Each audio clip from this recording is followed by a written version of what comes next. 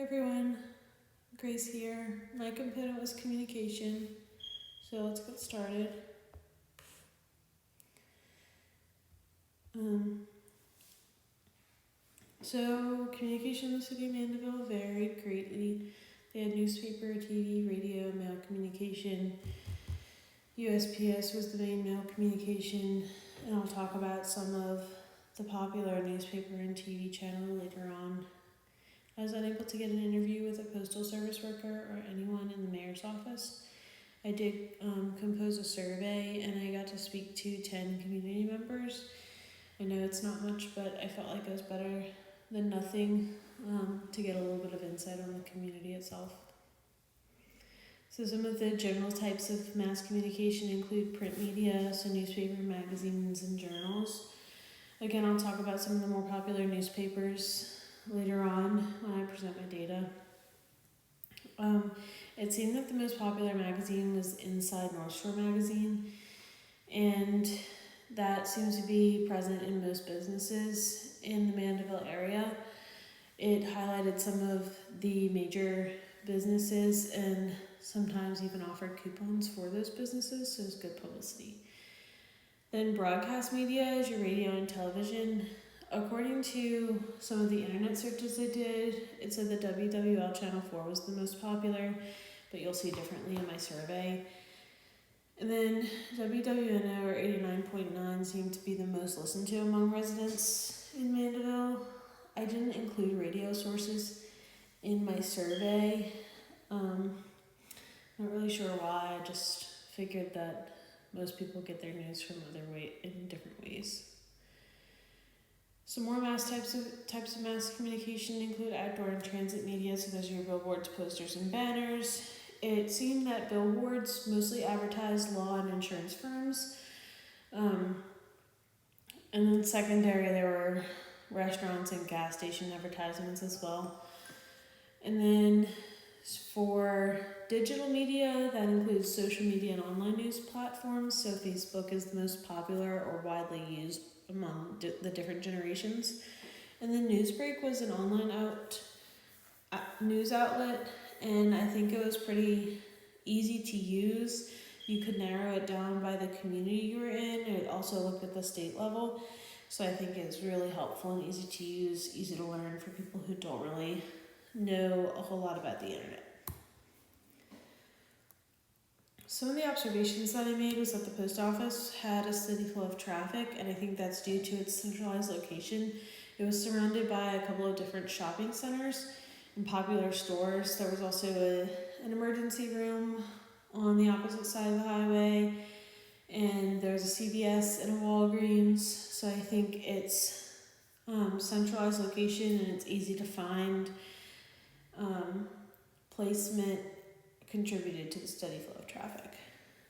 And then in the early morning hours, which is when I did my survey, where there were most people seemed to be in their cars, there wasn't a whole lot of foot traffic. And then they were specifically concentrated at coffee shops. There was a PJ's and a Starbucks in the area. And then there was a Coffee Rainy shop, which is a local coffee shop and breakfast spot. So there seemed to be a lot of cars there as well. So my first question on my survey was, how often do you obtain news from printed sources such as newspaper and magazines? 1 was once a week and 5 was every day of the week. And so it seemed that most people only got the newspaper 1 day a week. And based on my asking, for most people that day was Sunday.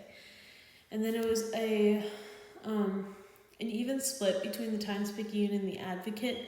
For newspaper readers, there was also someone who read the Town Crier.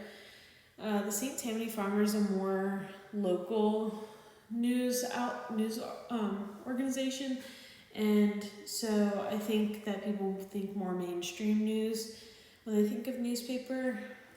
But when I did my online search, the St. Tammany Farmer came up a couple of different times as a popular one. Second question was, how often do you obtain news from television sources? Most people said only once a week they watched the news. You did have one person that responded every day of the week.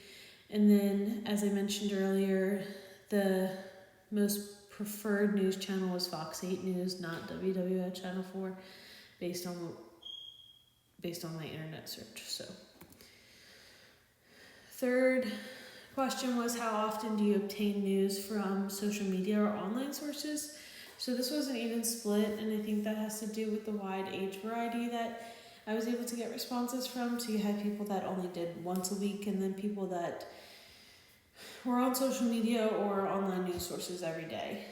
So, but it was pretty consistent with most people choosing Google as the option for their news source, and then second was Facebook. Lastly, I asked people how often they send physical mail. And so it was kind of in the middle. This was on the same scale as before. I did expand it to months. So 1 was never, 5 was every week. And so 3 here on the scale was once a month. And so that seemed to be the most popular. And then when I asked people why they send mail, their main reason was bills. They like to send paper bills and checks, stuff like that. And then invitations and gifts, school and work were also popular responses. Some of the strengths and opportunities in the community. So again, I mentioned that during my survey, I noticed the post office was in a centralized location. There were a pretty big selection of stores, and so the expansion of those businesses to that area is a positive means of communication. And then the use of social media seems to be pretty prevalent in the area, and I think that's positive as well. And then the online news presence that I noticed and that people reported were, I think, could be noticed as a line of resistance, because that means that people are willing to adapt to the more digital news source rather than the paper source, so they'll still be able to get their news.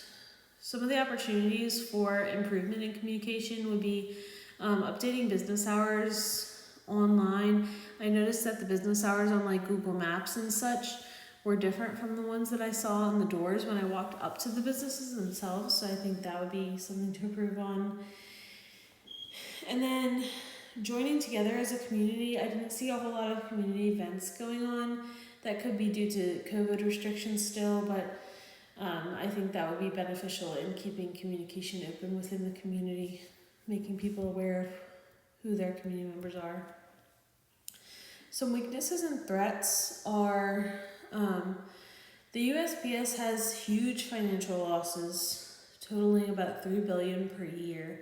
And those losses include the funding of people's retirement programs and insurance that they need, like health insurance, life insurance, stuff like that. And so a lot of those costs fall on the taxpayers of the United States, which is problematic because we don't need to be paying any more in taxes. And then I noticed that there was a rundown news station for WWL, and that could just be that they moved locations, but it did look like people didn't occupy that in a long time, so I think that could be updated. And then billboards mostly advertise law and insurance firms, as I mentioned earlier, and so I think residents would benefit from seeing more of the local businesses and kind of what they have to offer. And then bringing back the USPS in the threats to the communication in Mandeville. There were threats, I think, last year, maybe early this year, about shutting down USPS. And I think that would be a problem because we want to keep that line of communication open for people who need to send mail. So you have people who can't contact their family members or friends and using other options, and so mail is the only way to get through to that person. So I think it's important. Also for the demographically diverse populations, you want to make sure that people know that they can send mail and they do have printed sources of communication for those that maybe struggle with the digital sources. So what can be done about this? I think that taking community members' opinions into account during times of change. A lot of the times the people making the decisions don't often have, they don't often live in the community, so they don't have an idea of how the community operates. So I think having those opinions there maybe will promote a more positive means of change in the community itself.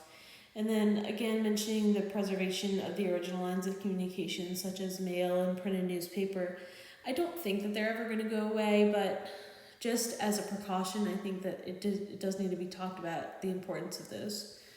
So, and then also teaching opportunities for the new ways of communication. Some of the older generations have trouble with the online sources and stuff like that, and so I think that if we take the time to teach them, they may be more willing to adapt to that. And here's my references.